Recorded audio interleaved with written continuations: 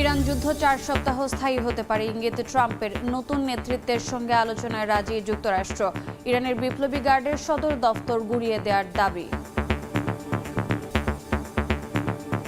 I once again urge the Revolutionary Guard, the Iranian military, police, to lay down your arms and receive full immunity or face certain death.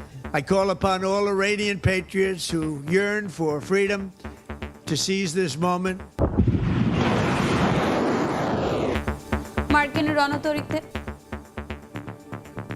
মার্কিন রণতরীতে পাল্টা হামলায় 3 জন নিহতের দাবি তেহরানের। আরব আমিরাতে এক বাংলাদেশির প্রাণহানি, কুয়েত বিমানবন্দরে আহত 4।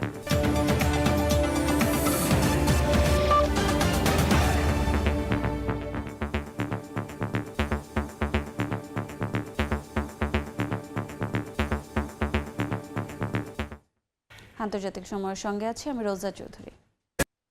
খামেনি নিহত হওয়ার পরও ইরানে হামলা অব্যাহত রেখেছে যুক্তরাষ্ট্র ইসরায়েল। রোববার ইসলামী বিপ্লবী গার্ড বাহিনীর সদর দফতর গুঁড়িয়ে দেওয়ার পাশাপাশি 7 সামরিক কমান্ডারকে হত্যার দাবি করেছে মার্কিন সেনারা।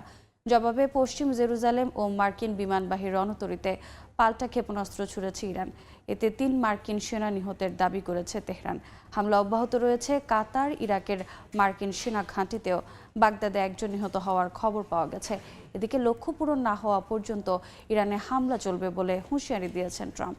যদিও ইরানের নতুন নেতৃত্বের সঙ্গে আলোচনার জন্য যুক্তরাষ্ট্র প্রস্তুত বলে জানিয়েছে হোয়াইট হাউস।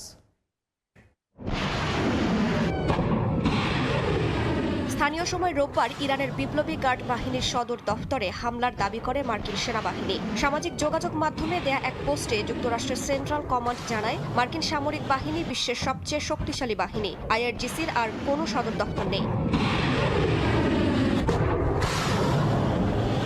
ইরানের নৌ সদর দফতরও ধ্বংসের দাবি করেন যুক্তরাষ্ট্রের প্রেসিডেন্ট ডোনাল্ড ট্রাম্প। ওয়াশিংটন তেল আবিবের যৌথ বিমান হামলায় ইরানের কয়েকজন সামরিক কমান্ডার নিহত হয়েছেন বলে জানিয়েছে ইরানি বার্তা সংস্থা তাসনিম নিউজ। চলমান মার্কিন ইসরায়েল অভিযানে ইরানের 40-এর বেশি শীর্ষ নেতাকে হত্যার দাবি করেছে ওয়াশিংটন। রাজধানী তেহরানে গান্ধী হাসপাতালেও বিমান হামলা চালানো হয়। ইরানের রাষ্ট্রীয় টেলিভিশনের সদর দফতরেও হামলার খবর পাওয়া গেছে। এদিকে পাল্টা ইসরায়েলের পশ্চিম জেরুজালেমে একাধিক ক্ষেপণাস্ত্র ছোড়ে তেহরান। এতে বেশ কয়েকজন আহত হয়েছেন বলে জানা গেছে।